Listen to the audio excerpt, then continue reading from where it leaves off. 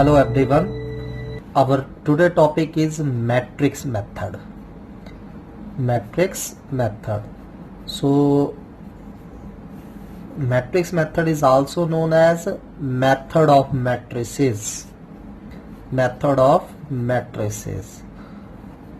Method of matrices or matrix method is a method to solve the system of linear equations using matrices. तो हमने क्या है, हमें कोई भी सिस्टम ऑफ लीनियर इक्वेशन दिया होगा. जनरली आपको 3 वेरिएबल या 2 वेरिएबल वाली सिस्टम ऑफ लीनियर इक्वेशन दिया होगा और उसको आपने मैट्रिसेस की हेल्प से सॉल्व करना है. ठीक. सो मैं आपको 3x3 की एग्जांपल से सम करवा रहा हूं. So consider the system of linear equation. मान लीजिए आपको सिस्टम ऑफ लीनियर इक्वेशन दिया हुआ है. कौन सा? 3 वेरिएबल में आपको 3 इक्वेशंस गिवन होंगी. ठीक है.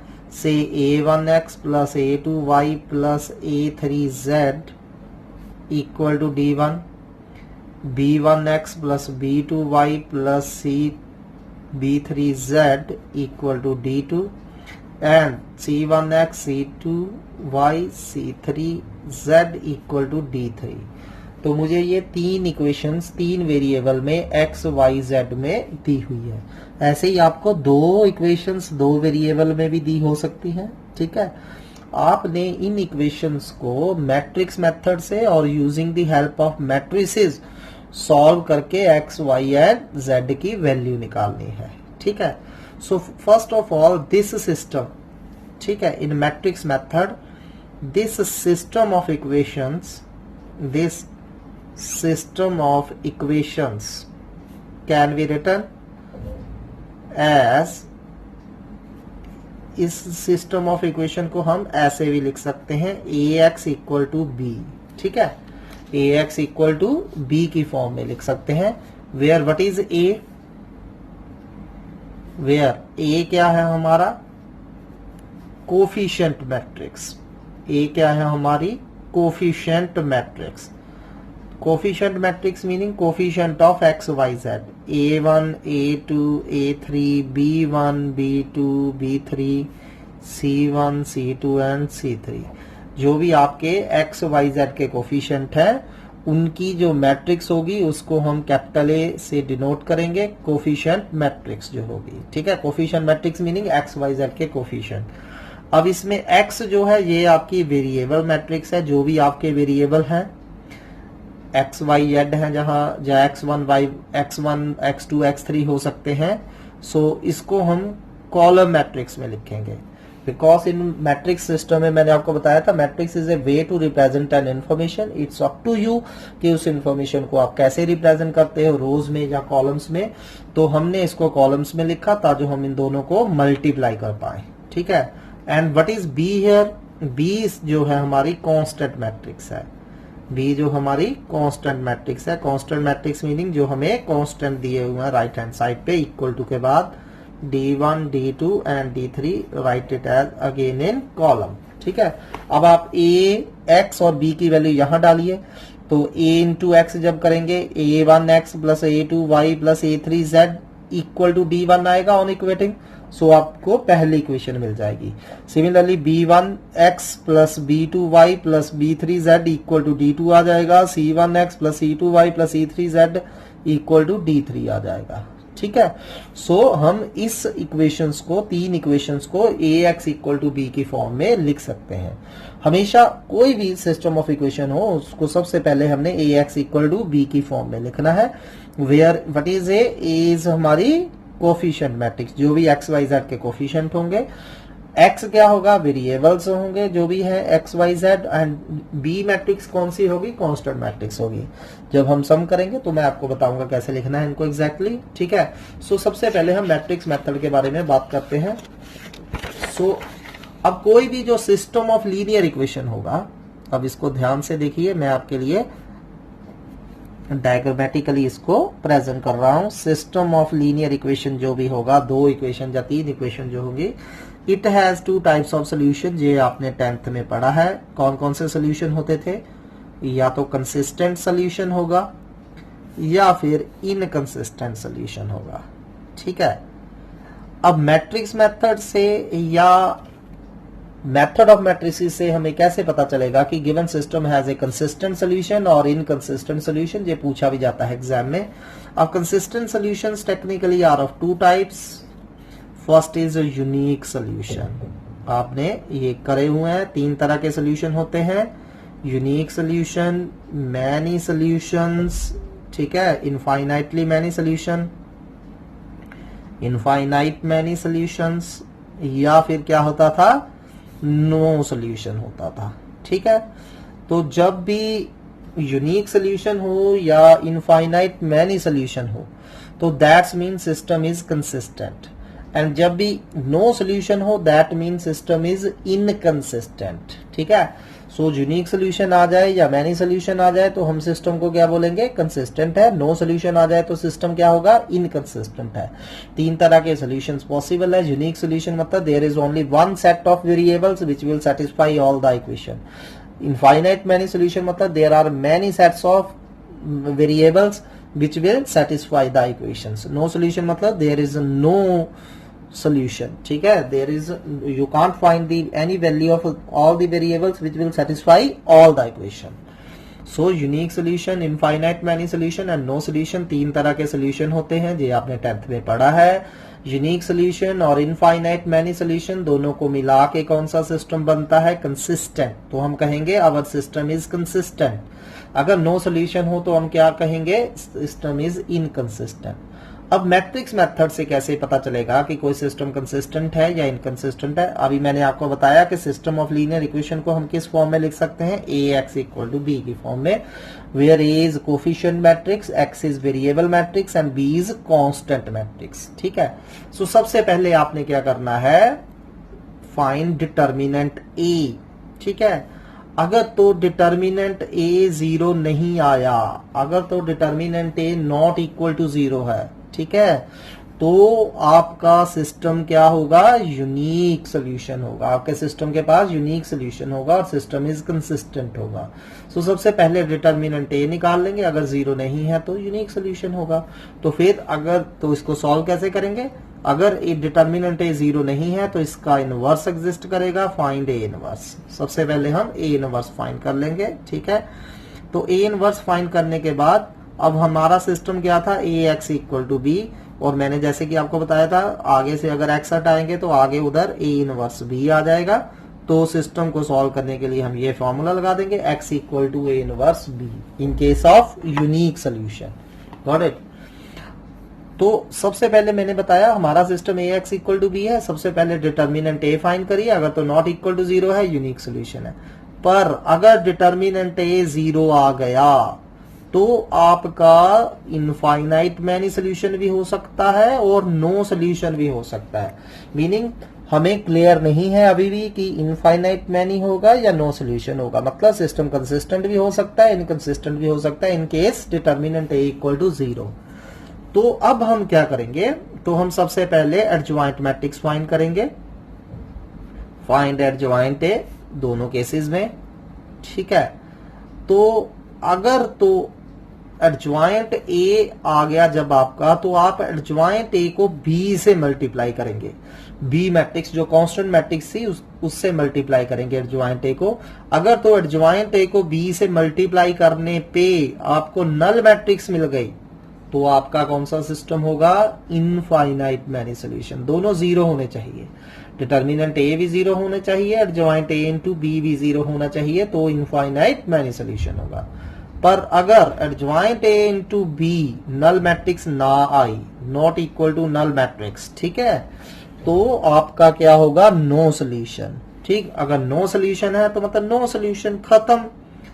अगर इसका सोल्यूशन ही नहीं है, हमें पता चल गया कि it has no solution, then we will not find the solution, that's all, ठीक है। सो पर अगर एडजॉइंट ए इंटू बी 0 आ गया तो आपका इनफाइनाइट मैनी सोल्यूशन होगा, तो आपको आगे फाइंड करना रहेगा, ठीक है। तो उसके लिए क्या करेंगे आप, जो आपको 3 इक्वेशंस दी हुई है, मैं 3 वाला करवा रहा हूं, ऐसे ही आप 2 वेरिएबल वाली भी सॉल्व कर सकते हैं। मैं दोनों की एक एक एग्जांपल करवाऊंगा आपको। पर अगर मान लीजिए 3 इक्वेशंस आपको दी हुई हैं और आपके पता चल जाता है कि इनफाइनाइट मैनी सोल्यूशन आ गया, तो आप क्या करिए, put z equal to k in first 2 equations.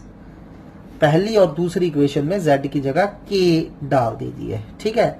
फिर पहली और दूसरी इक्वेशन को मैट्रिक्स मेथड से सॉल्व करिए, ठीक है। Find x and y in terms of k, obviously in terms of k, ठीक है, यूजिंग मैट्रिक्स मेथड। तो हमने फिर से मैट्रिक्स मेथड लगा देना है और मैट्रिक्स मेथड लगा के हमने x एंड y की वैल्यूज फाइंड करनी है इन टर्म्स ऑफ k, ठीक है। और फिर ये जो भी x एंड y की वैल्यूज ये आ गई हैं, इनको हम क्या करेंगे, पुट करेंगे इक्वेशन 3 में। इफ दीज वैल्यूज, ठीक है, सेटिस्फाई इक्वेशन 3, सेटिस्फाई इक्वेशन 3, ठीक है, अगर ये दोनों वैल्यू जो आई है x1 y की नंबर 3 इक्वेशन को सेटिस्फाई करती हैं, ठीक है, तो क्या होगा, it has infinite many solutions and जो भी x की वैल्यू, y की वैल्यू और z की value in terms of k आएगी, that will give you infinite many solution, क्योंकि हमने k लिया था z को एंड k can take any value. So आप k की डिफरेंट वैल्यूज डालते जाएंगे, you will have a set of infinite many solution. So that's the answer, ठीक है।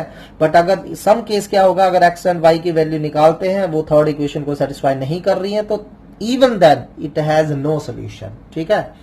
सो आप इस स्कीम को अच्छी तरह समझिए, क्योंकि 6 मार्क्स का क्वेश्चन जनरली इस एक्सरसाइज से आता है using matrix method. So be very careful. आपको मैं बता रहा हूं, अगर 3 इक्वेशंस का पहले मैं डिस्कस कर रहा हूं, ऐसे 2 का सेम ही हो जाएगा। सो आपको 3 इक्वेशंस अगर दी गई हैं, आपको पूछा गया है कि find the solution using matrix method और by the method of matrices, तो सबसे पहले आप सिस्टम को ax इक्वल टू b की फॉर्म में लिखेंगे, जैसे मैंने अभी बताया। a आपका कोफिशिएंट मैट्रिक्स होगा, x आपका वेरिएबल मैट्रिक्स होगा एंड b आपकी कांस्टेंट मैट्रिक्स होगी, ठीक है। तो सबसे पहले आप a का डिटर्मिनेंट निकालिए। अगर तो डिटर्मिनेंट a 0 नहीं आया, तो हमारा सिस्टम जो है उसके पास यूनिक सोल्यूशन है, तो सिस्टम कंसिस्टेंट भी होगा। तो अगर डिटर्मिनेंट ए 0 नहीं है, तो हमने पता किया है कि इसका इनवर्स एग्जिस्ट करेगा। सो अगर इसका इनवर्स एग्जिस्ट कर रहा है, तो हमने x equal to A inverse b लगा के x की वैल्यू फाइंड कर लेनी है। x मतलब x y z वेरिएबल्स आ जाएंगे, a inverse into b multiply कर देने हैं, ठीक है। बट अगर डिटर्मिनेंट ए 0 आ गया, ठीक, तो अभी भी आप क्लियर नहीं हो कि आपका सिस्टम कंसिस्टेंट है या इनकंसिस्टेंट है। It may have infinite many solution और नो सॉल्यूशन। तो आप एडजॉइंट मैट्रिक्स फाइंड करोगे। एडजॉइंट मैट्रिक्स को फाइंड करके आप क्या करोगे, ए बी मैट्रिक्स से इसको मल्टीप्लाई करेंगे। अगर तो एडजॉइंट ए इंटू बी भी नल मैट्रिक्स आ गया, तो इनफाइनाइट मैनी सोल्यूशन है। But if adjoint A into B null matrix नहीं आया, तो नो सोल्यूशन है। नो सोल्यूशन मतलब क्वेश्चन खत्म। बट अगर एडजॉइंट ए इंटू बी 0 आ गया, it has infinite many solution and you need to find those infinite many solution. For that आप क्या करोगे, अगर तो 2 इक्वेशन है सिर्फ, तो z इक्वल टू k डाल दोगे फर्स्ट इक्वेशन में, ठीक, सॉरी x एंड y में 2 इक्वेशन है, y इक्वल टू k डाल दोगे फर्स्ट इक्वेशन में, x की value in terms of k निकाल लोगे, दैट्स द आंसर। बट अगर 3 इक्वेशन है x y z में, तो आप z को k पुट करिए नंबर 1 एंड नंबर 2 इक्वेशन में, फिर मैट्रिक्स मेथड से x एंड y निकाल लीजिए। x एंड y जब आपके पास आ गए, ठीक है, तो इनको थर्ड इक्वेशन में पुट करिए। अगर थर्ड इक्वेशन को सेटिस्फाई कर गए, तो जो x y z की आपकी वैल्यूज आई हैं, these are the infinite many solutions. So चलिए तीनों टाइप का एक एक सम करते हैं, unique solution, infinite many solution and no solution. चलिए फर्स्ट हम 2 वेरिएबल वाली इक्वेशन सिस्टम लेते हैं, ठीक है, फिर इनको मैट्रिक्स मेथड से सॉल्व करके देखते हैं इसके पास यूनिक सोल्यूशन है, इनफाइनाइट मैनी है या नो सोल्यूशन है।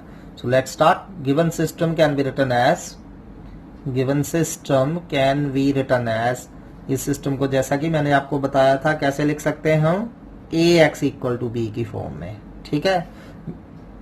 वेयर a क्या है हमारा, मैंने बताया था a क्या होती है हमारी, कोफिशिएंट मैट्रिक्स।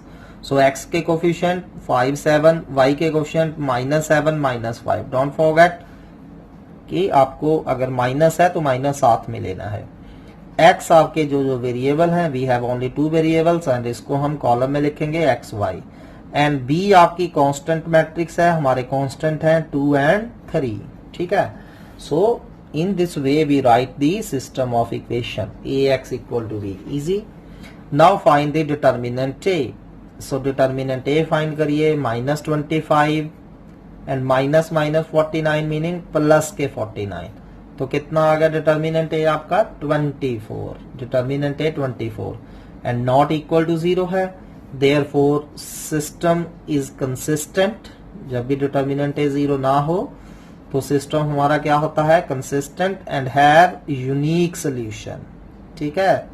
और इसके पास कौन सा सोल्यूशन होगा, यूनिक सोल्यूशन होगा, ठीक।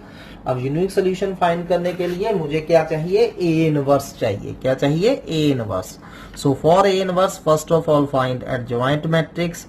तो एडजॉइंट मैट्रिक्स मैंने आपको शॉर्टली बताई हुई है, switch the diagonal elements and change the sign of non diagonal elements, ठीक है। This is adjoint A. So what is A inverse, 1 over determinant A into adjoint A, यही होता है हमारा। तो डिटर्मिनेंट ए की वैल्यू डाल दीजिए 24, एडजॉइंट ए की वैल्यू डालिए -5 7 -7 5, ठीक है। तो ये आपका ए इनवर्स आ गया। Now A X equal to B था हमारा, A X equal to B था, तो एक्स क्या हो गया हमारा, ए इनवर्स बी। तो x equal to A inverse की वैल्यू डाल दीजिए 1 ओवर 24 -5 7 -7 5 इंटू बी मैट्रिक्स जो कि हमारे पास 2 3 थी, ठीक है। बी मैट्रिक्स हमारी कांस्टेंट मैट्रिक्स थी, हमने लिखी हुई है, ये 2 3 थी, ठीक है। तो हमने बी की वैल्यू डाल दी। Now you all know how to multiply, ठीक है। इधर एक्स मैट्रिक्स क्या थी हमारी, वेरिएबल एक्स वाई। सो 1/24 को ऐसे ही रहने दीजिए, इसकी कोई हमें प्रॉब्लम नहीं है, बाहरी बाद में देख लेंगे इसको। -10 + 21 क्या आ गया, -10 + 21, -10 + 21 and second row second column करिए। ऑब्वियसली आपको पता ही है मल्टीप्लीकेशन करने का, -14 + 15, तो ये आ गया हमारा 1/24 11 एंड 1, ठीक। सो एक्स वाई जो हमारी थी वेरिएबल मैट्रिक्स वो किसके इक्वल आ गई, अब अंदर 1/24 से मल्टीप्लाई कर दीजिए, 11/24 1/24, ठीक है। सो देयरफॉर आंसर क्या आ गया, x इक्वल टू 11/24 एंड y equal to 1/24, that is our answer. Got it. So this is the way to solve system of linear equation in 2 variable using the matrix method when the system is consistent and have unique solution. Very easy method, ठीक है। चलिए अब next example करते हैं। आपने क्या करना है, ये जो x एंड y की वैल्यूज आई हैं चेक भी कर लेनी है whether they are satisfying the equation, इससे आपको आंसर चेक हो जाएगा। किसी एक इक्वेशन में डाल के देख लीजिए उसको सेटिस्फाई कर रही है या नहीं कर रही है। चलिए another example of 2 variable equations, ठीक है। सो गिवन सिस्टम को जैसे कि मैंने बताया, given system can be written as, कैसे लिखा जा सकता है, given system can be written as, कैसे लिख सकते हैं इसको हम, A X equal to B की फॉर्म में, A X equal to B, ठीक है। Now tell me what will be A matrix here. A matrix क्या होती है हमारी, कोफिशिएंट मैट्रिक्स। सो इसमें आपने क्या करने हैं, कोफिशिएंट लिख देने हैं। 4 x के पहले लिख लीजिए पहले कॉलम में 6, फिर y के -2 -3, ठीक है। x हमारी वेरिएबल मैट्रिक्स है, कौन कौन से वेरिएबल हैं, सिर्फ x एंड y कॉलम में लिखने हैं। b हमारी कांस्टेंट मैट्रिक्स है, कांस्टेंट कौन कौन से हमारे पास, 3 एंड 5, ठीक है। यहां तक कोई problem. Now find the determinant a first of all. अब डिटर्मिनेंट a कितना आ गया, -12 -12 विच इज इक्वल टू 0, ठीक है। अब जब डिटर्मिनेंट 0 आ जाए तो जैसा कि मैंने आपको पहले भी बताया, अभी भी हम श्योर नहीं है कि हमारा सिस्टम कंसिस्टेंट है या इनकंसिस्टेंट है। For that we need adjoint matrix. So adjoint A find करिए शॉर्टली, डायगोनल एलिमेंट को इंटरचेंज कर दीजिए और इन दोनों के साइन चेंज कर दीजिए। This is your adjoint matrix. ठीक है, अब हमें क्या चाहिए, adjoint A into B matrix चाहिए। तो चलिए एडजॉइंट ए मैट्रिक्स को बी मैट्रिक्स से मल्टीप्लाई करके देखते हैं। अगर तो इन दोनों का प्रोडक्ट नल मैट्रिक्स आ गया तो इनफाइनाइट मैनी सोल्यूशन होंगे, अगर नल मैट्रिक्स ना आया तो नो सोल्यूशन होगा। ठीक है, सो चलिए find the adjoint A into B. So multiplication you all know how to do, first row first column, इधर से फर्स्ट रो लेनी है, first column, then second row second column and so on. So -3 into 3 -9 plus 10। ठीक है, 5 to the 10, got it. चलिए फिर अगला -6 into 3 -18 plus 20। तो ये क्या आ गई, 1 and 0 2।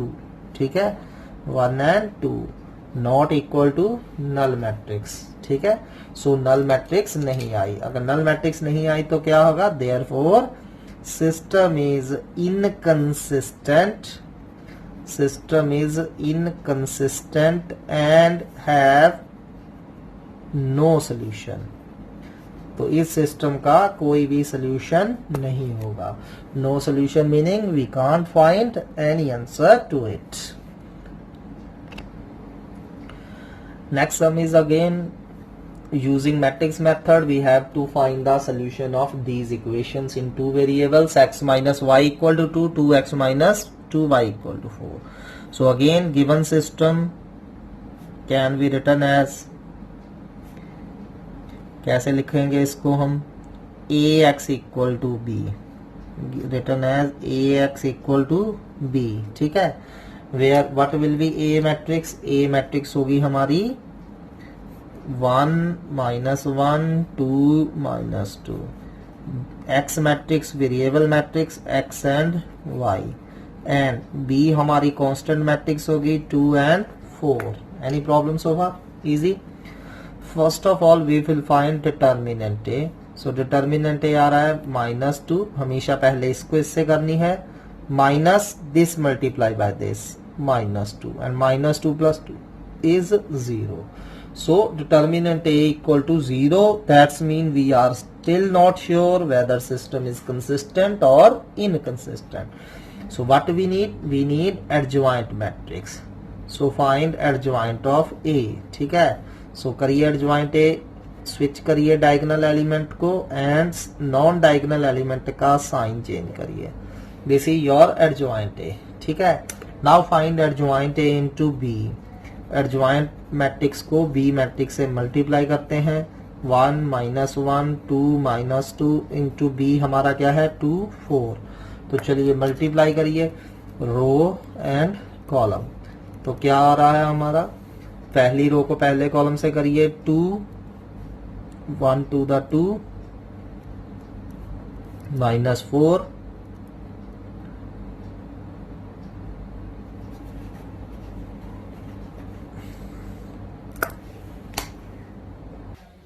So x minus y equal to 2 and 2x minus 2y equal to 4. These two equations are given and we have to solve this system of equation.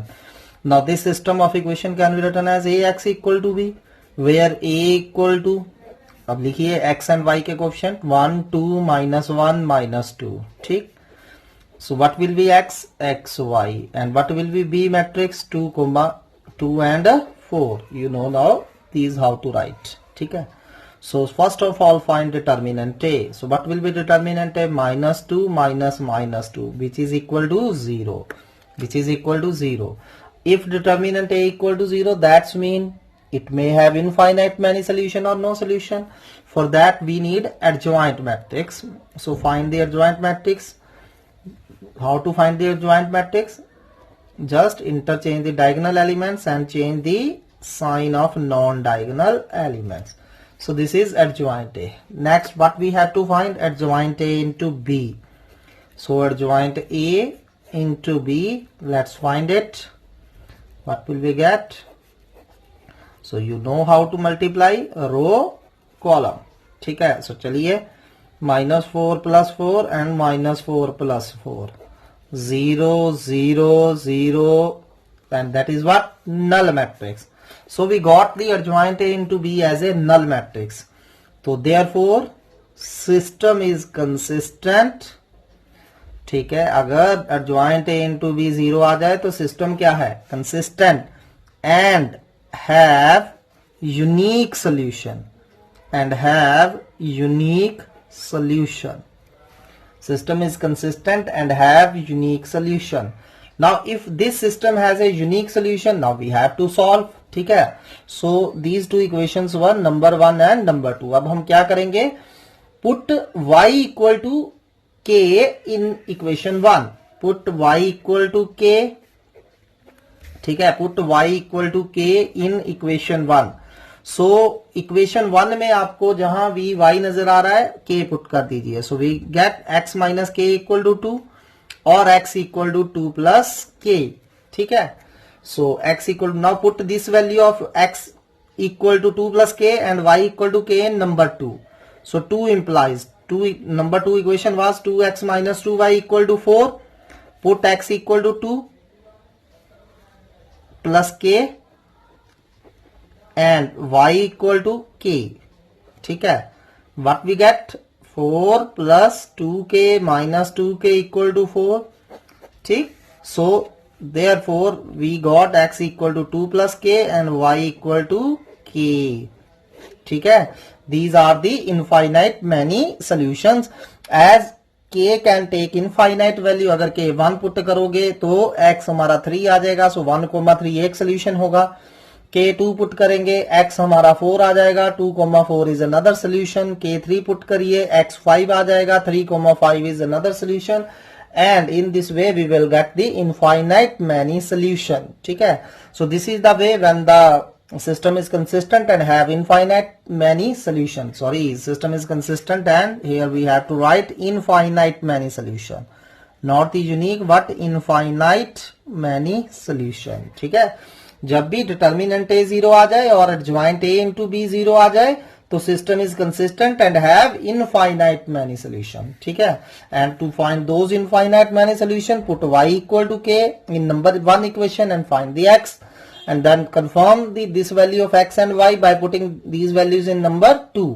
So we got 4 equal to 4, which is true. So x equal to 2 plus k and y equal to k are the infinite many solutions. Now let's do the equation in three variables. So solve by matrix method this system of equation, or same question can be asked. Check whether given system is consistent or not. We have to check this system is consistent or not, and I already said system will be consistent if it has unique solution or infinite many solution, and inconsistent if it has no solution, and if consistent we have to solve it. ठीक है, so write these three equation as 1, 2 and 3. ठीक है, so given system can be written as ax equal to b, where what will be a matrix? Coefficient matrix. So पहले column में x के coefficient लिखिए 1, 1, 2. दूसरे में y के coefficient लिखिए. पहली इक्वेशन में y का कोएफिशिएंट 2 है, दूसरी इक्वेशन में y का कोएफिशिएंट 0 है, तीसरी में y का कोएफिशिएंट -3 है. Then in the third z के कोएफिशिएंट लिखिए 1, 3 and 0. So this is your a matrix. ठीक है, 1, 2, 1, 1, 0, 3 and 2, -3, 0. And what will be x matrix? Here the variables are x, y and z. Sometimes x1, x2, x3 भी हो सकते हैं. And what will be constant matrix? So you can see the constants are 7, 11 and 1. This is your constant matrix. ठीक है. Now what we have to find to check the system is consistent or not? We need a determinant A. First of all, we need determinant A. So find the determinant A. So expand it by any row or any column. You all know how to do it. So चलिए हम first row से ही कर देते हैं. 1 ऐसे ही लिखेंगे क्योंकि 1, 1, 1 element है, इसके साथ positive sign. First row first column छोड़ दीजिए. 0 -3 जी कितना हो गया? -3 प्लस 9. फिर 2 के साथ नेगेटिव साइन. ठीक है, first row and second column छोड़ दीजिए. 0 -6 देन +1 -3 -0, तो कितना आ गया हमारा 9 + 12 -3. And what is 9 + 12 -3? 18. So determinant is 18 obviously, which is not equal to 0. So अगर determinant is 0 नहीं है तो हमारा क्या होगा? System consistent. Therefore our system is consistent. Our system is consistent and have unique solution. In this case we get the unique solution. And how to find this unique solution? For that we need A inverse, and to find A inverse we need adjoint matrix. So adjoint matrix के लिए तो हम पहले A matrix लिख लेंगे, फिर पहला column, दूसरा कॉलम, ठीक है, पहली रो एंड दूसरी रो. So what will be adjoint A? So adjoint A equal to, so you can write the adjoint A. First row first column छोड़ दीजिए, ठीक है. So 0 minus minus 3 9, then minus 3 minus 0 minus 3, then 6 minus 0 6. चलिए second रो लिखते हैं. 6 minus 0 6, 0 minus 2 minus 2, 1 minus 3 again minus 2, minus 3 minus 0 minus 3, 4 plus 3 7, 0 minus 2 minus 2. This is our adjoint A. So what is A inverse? 1 over determinant A into adjoint matrix. So determinant A was 18, 9 minus 3 6, 6 minus 2 minus 2, minus 3 7 minus 2. अब इसको ऐसे ही लिखेंगे हम, ठीक है. 1/18 को बाहर ही रखे. So now what is AX equal to B था. So what is X? Obviously A inverse B. So what will be X? A inverse B. So X meaning X, Y, Z. Put the value of A inverse. 1/18, 9 minus 3 6, 6 minus 2 minus 2, minus 3 7 minus 2. And what is matrix B? What is matrix B? 7 11 and 1. ठीक है. So चलिए अब इनको क्या करें? Multiplication करते हैं. So after multiplication what will we get? So x y z 1/18. चलिए मल्टीप्लाई करिए. 9 7 दा 63 minus 33 plus 6. चलिए second row and first column करते हैं. 42 minus 22 minus 2. Third row first column करते हैं. minus 21 plus 77 minus 2. So simplify it. Simplify करके हमें क्या आ जाएगा? 63 minus 33 30, 30 plus 6 36. Got it. So 42 minus 24, 42 minus 24 18, and minus 21 and minus 2 minus 25. And what is 77 minus 25? 52. So now 1/18 को अंदर multiply कर दीजिए. So क्या आ गया? 36/18 2 1 and 3. So we got the x y z as 2 1 3. On equating x1 x2 y1 and z3. So this is our unique solution. You can check by putting these all values in any equation 1 2 or 3 whether they satisfy or not. Let's do the last sum for today's video. We have to solve this again by using method of matrices. So AX equal to B लिख सकते हैं इसको. So what is A here? 3 minus 1 minus 2 0 2 minus 1 3 minus 5 and 0. X matrix x y z and B matrix constant matrix 2 minus 1 3.